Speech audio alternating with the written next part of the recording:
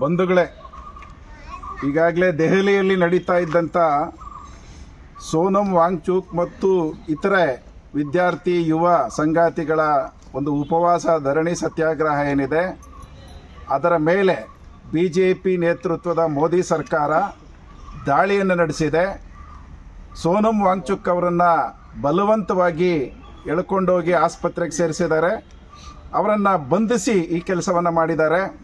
ಅದೇ ರೀತಿಯಲ್ಲಿ ಇತರೆ ವಿದ್ಯಾರ್ಥಿ ನಾಯಕರುಗಳನ್ನು ಕೂಡ, ಯುವಜನ ನಾಯಕರುಗಳನ್ನು ಕೂಡ ಬಂಧಿಸುವಂಥ ಪ್ರಯತ್ನವನ್ನು ಮಾಡಿದ್ದಾರೆ. ಈಗ ಈ ಪ್ರಯತ್ನ ಏನು BJP ಸರ್ಕಾರ ಮಾಡ್ತಾ ಇದೆ, ಇದು ಭಾಳ ಮುಖ್ಯವಾಗಿ ನೀಟ್ ಪರೀಕ್ಷೆಯ ವಿಚಾರದ ಒಳಗಡೆಯಲ್ಲಿ ದೇಶಾದ್ಯಂತ 2 ಮಿಲಿಯನ್ಗೂ ಹೆಚ್ಚು ವಿದ್ಯಾರ್ಥಿಗಳ ಭವಿಷ್ಯವನ್ನು ಕಷ್ಟಕ್ಕೆ ಸಿಕ್ಕಿಸಿದಂಥ ಮತ್ತು ಅದರ ಪರಿಣಾಮವಾಗಿ ನಂತರದಲ್ಲಿ ನಡೆದಂಥ ನೀಟ್ ಪರೀಕ್ಷೆಯಲ್ಲಿ 2 ಲಕ್ಷಕ್ಕೂ ಹೆಚ್ಚು ವಿದ್ಯಾರ್ಥಿಗಳ ಭವಿಷ್ಯವನ್ನು ನಾಶ ಮಾಡಿದಂಥ ಈ ಮೋದಿ ಸರ್ಕಾರದ ಶಿಕ್ಷಣ ನೀತಿ ಏನಿದೆ, ನೀಟ್ ಪರೀಕ್ಷೆಯ ವಿಧಾನ ಏನಿದೆ, ಇದು BJP ಸರ್ಕಾರ ಶಿಕ್ಷಣವನ್ನು, ಬಹಳ ಮುಖ್ಯವಾಗಿ ವೃತ್ತಿಪರ ಶಿಕ್ಷಣವನ್ನು ಖಾಸಗೀಕರಿಸ್ತಕ್ಕಂಥ ಮತ್ತು ವಾಣಿಜ್ಯೀಕರಣ ಮಾಡ್ತಕ್ಕಂಥ ಹುನ್ನಾರದ ಭಾಗ ಆಗಿದೆ.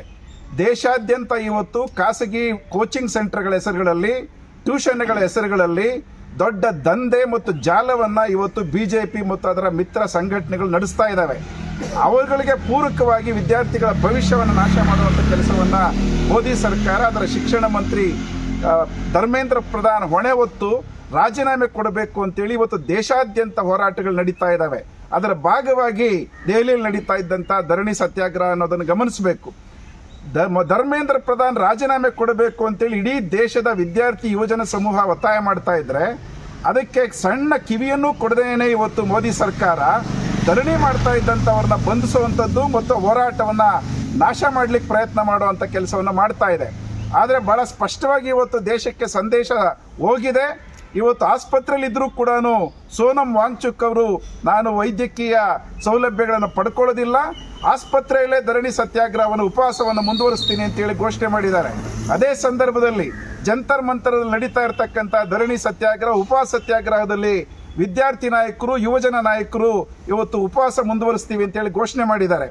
ಈ ಹಿನ್ನೆಲೆ ಒಳಗಡೆಯಲ್ಲಿ ನಾವು ಭಾರತ ಕಮ್ಯುನಿಸ್ಟ್ ಪಕ್ಷ, ಮಾರ್ಕ್ಸ್ವಾದಿ CPM ಪಕ್ಷ ದೇಶಾದ್ಯಂತ BJP ಸರ್ಕಾರದ ಈ ಕುಕೃತ್ಯಗಳನ್ನು ಖಂಡನೆ ಮಾಡಿ ವ್ಯಾಪಕವಾದಂಥ ಪ್ರತಿರೋಧವನ್ನು ಒಡ್ಡಬೇಕು ಅಂತೇಳಿ ತೀರ್ಮಾನ ಮಾಡಿದ್ದೇವೆ. ಈ ಜುಲೈ 20ನೇ ತಾರೀಕಿನ ಒಳಗಡೆಯಲ್ಲಿ ಧರ್ಮೇಂದ್ರ ಪ್ರಧಾನ್, ಕೇಂದ್ರದ ಶಿಕ್ಷಣ ಸಚಿವರು ರಾಜೀನಾಮೆ ಕೊಡದೇ ಇದ್ದರೆ ಮತ್ತು ಲಕ್ಷಾಂತರ ವಿದ್ಯಾರ್ಥಿಗಳ ಭವಿಷ್ಯವನ್ನು ನಾಶ ಮಾಡಿರುವಂಥದ್ದಕ್ಕೆ ಹೊಣೆ ಹೊತ್ಕೊಳ್ಳಿಲ್ಲ ಅಂತಂದರೆ ದೇಶವ್ಯಾಪಿ ಹೋರಾಟ ಮಾಡೋದಕ್ಕೆ CPM ಪಕ್ಷ ಕರೆ ಕೊಟ್ಟಿದೆ. 20ನೇ ತಾರೀಕು ಈ ಹೋರಾಟಗಳನ್ನು ನಡೆಸಲಾಗ್ತದೆ. ಇದೇ ಸಂದರ್ಭದಲ್ಲಿ ಮೋದಿ ಸರ್ಕಾರ ಧರ್ಮೇಂದ್ರ ಪ್ರಧಾನ್ ರಾಜೀನಾಮೆಯನ್ನು ತಗೊಳ್ಬೇಕು. ಜೊತೆಗೆ ಈ ನ್ಯಾಷನಲ್ ಟೆಸ್ಟಿಂಗ್ ಏಜೆನ್ಸಿ ಅನ್ನುವಂಥ ಒಂದು ದರೋಡೆಕೋರ ಸಂಸ್ಥೆ ಏನಿದೆ, ವಿದ್ಯಾರ್ಥಿಗಳ ಭವಿಷ್ಯವನ್ನು ನಾಶ ಮಾಡ್ತಿರ್ತಕ್ಕಂಥ ಸಂಸ್ಥೆ, ಅದನ್ನು ರದ್ದುಗೊಳಿಸಬೇಕು ಅಂತೇಳಿ ನಾವು ಕೇಳ್ತಾ ಇದ್ದೇವೆ. ಈ ಹಿನ್ನೆಲೆ ಒಳಗಡೆಯಲ್ಲಿ ಅವರ ಕ್ರಮ ತಗೊಳ್ಳದೇ ಇದ್ದರೆ ಮುಂದಿನ ದಿನಗಳಲ್ಲಿ ವ್ಯಾಪಕವಾದಂಥ ಒಂದು ಆಂದೋಲನವಾಗಿ, ದೇಶವ್ಯಾಪಿ ಆಂದೋಲನವಾಗಿ ಇದು ಹೊರಹೊಮ್ಮುತ್ತದೆ. ಮೋದಿ ಸರ್ಕಾರ ಈ ಎಚ್ಚರಿಕೆಯನ್ನು, ಈ ಹೋರಾಟವನ್ನು ಸರಿಯಾಗಿ ಅರ್ಥ ಮಾಡ್ಕೋಬೇಕು. ಇಲ್ಲ ಅಂದರೆ ಅದರ ಅಧಃಪತನ ಇದರಿಂದನೇ ಪ್ರಾರಂಭ ಆಗುತ್ತೆ ಅನ್ನುವಂಥ ಎಚ್ಚರಿಕೆಯನ್ನು CPM ಪಕ್ಷ ಕೊಡಲಿಕ್ಕೆ ಬಯಸ್ತದೆ.